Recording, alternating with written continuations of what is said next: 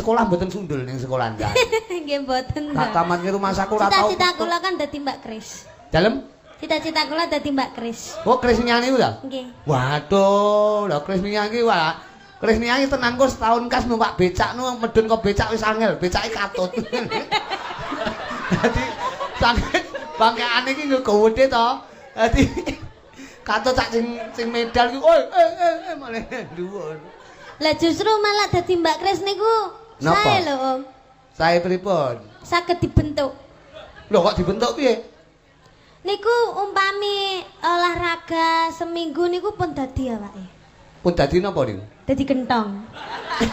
Ya aja Nggih gentong to. dadi gitar Spanyol. Wow. Soale postur kados Mbak Kris niki lek umpami diolah. Heeh, diolah. Kados masakan. Sae. Dimasak. Sae niku kados gitar Spanyol ngeten lho. Anu to, membodi. Menggi